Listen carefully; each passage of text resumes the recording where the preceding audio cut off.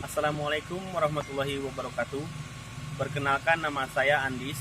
Saya mahasiswa Sekolah Raja Haji Tanjung Pinang semester 4. Dalam video kali ini saya akan menjelaskan manajemen strategi, pengendalian dan evaluasi strategi yang ada di TPA Ganet Tanjung Pinang. Dan sekarang saya berada di UPTD TPA Ganet Tanjung Pinang. Mari kita masuk ke dalam bagaimana sih evaluasi dan pengendalian strategi yang ada di UPTD tersebut. Baiklah, sekarang saya sudah ada di halaman UPTD TPA Ganet Tanjung Pinang, di mana di sini terdapat beberapa bangunan-bangunan yang termasuk jembatan timbang dan tempat pencucian kendaraan.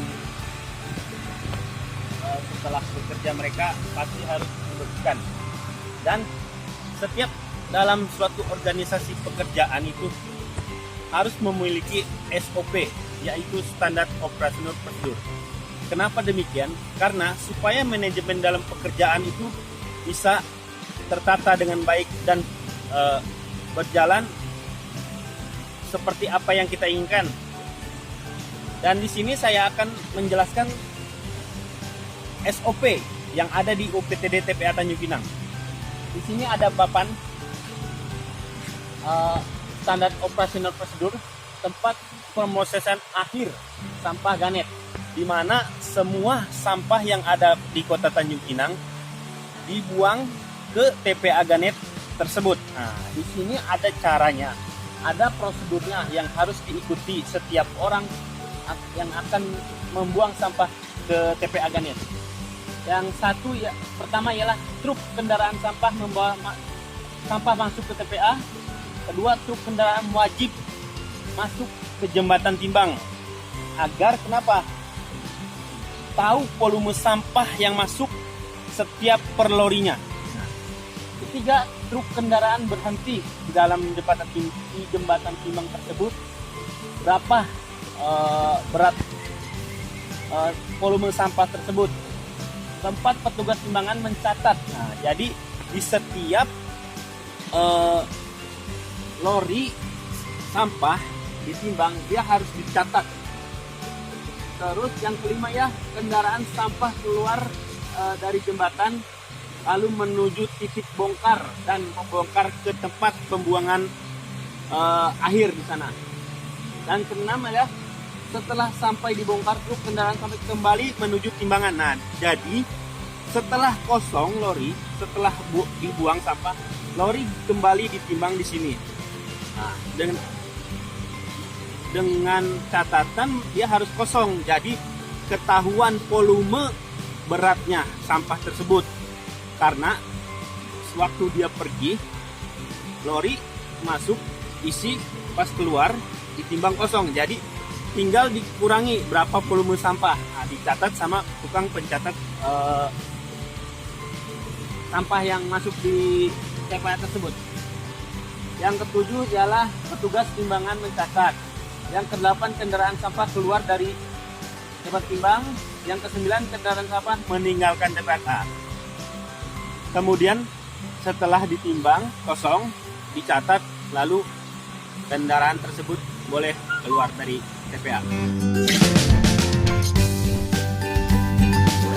Definisi pengendalian. Pengendalian merupakan suatu unsur utama dari setiap tugas atau pekerjaan seorang manajer. Pengendalian adalah suatu aktivitas membuat suatu agar terjadi sesuai dengan apa yang direncanakan untuk terjadi.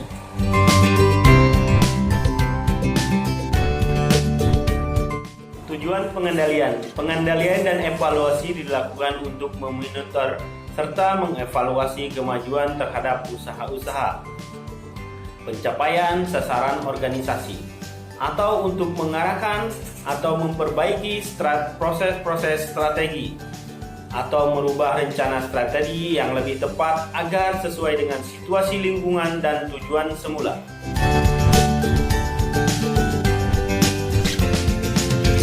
Proses pengendalian. Proses pengendalian terdiri dari 3 tahap. 1. Pengukuran kinerja. 2. Membandingkan hasil pengukuran dengan standar kinerja. 3. Mengambil tindakan perbaikan yang diperlukan untuk menjamin standar kinerja yang direncanakan dapat tercapai.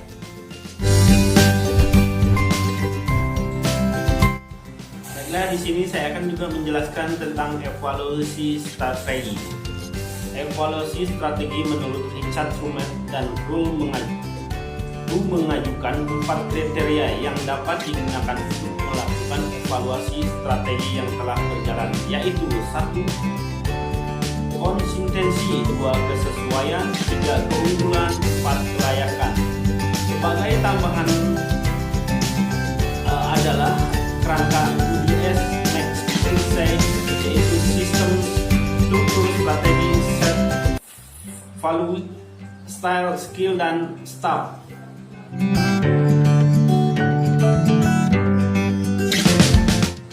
Kesalahan-kesalahan dalam proses manajemen strategi.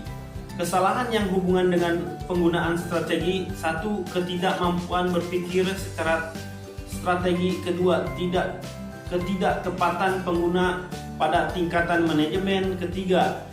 Terlalu menekan pada bentuk dan prosedur. 4. Terpisah dari lingkungan. 5. Cukup untuk mencapai waktu jangka pendek. 6. Ketidaktepatan pengguna perencanaan sumber daya. Ketidakmampuan memprediksi perubahan. 1. Inovasi produk atau jasa baru. 2. Perubahan peraturan regulasi pemerintah. 3. Perubahan iklim. 4. Kekurangan dan kelangkaan bahan baku. 5. Perubahan referensi secara selera konsumen. 6. Kehadiran pesaing baru atau perubahan kemampuan bersaing.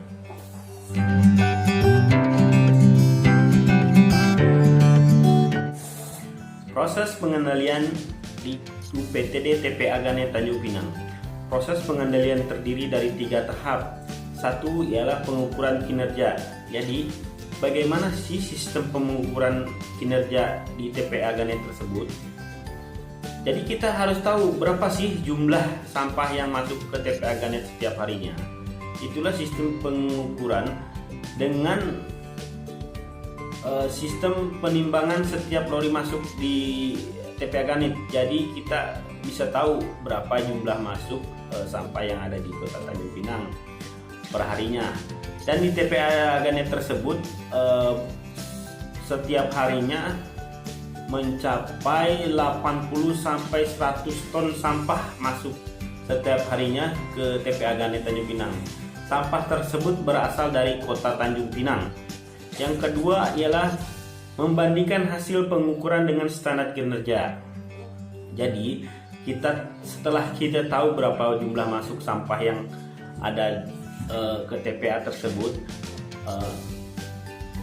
kita harus tahu perbandingannya sampah masuk ke TPA dan luas tanah yang harus kita perlukan sebagai tempat pembuangan sampah tersebut.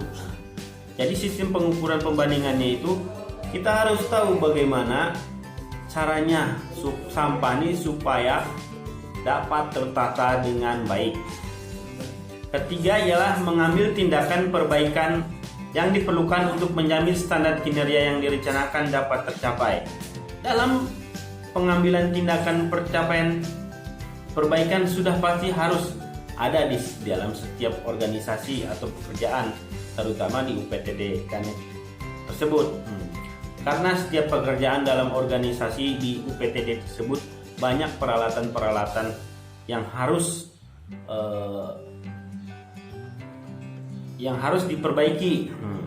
Karena peralatan tersebut dapat membantu kinerja kita untuk memperlancar kerja kita supaya berjalan dengan baik.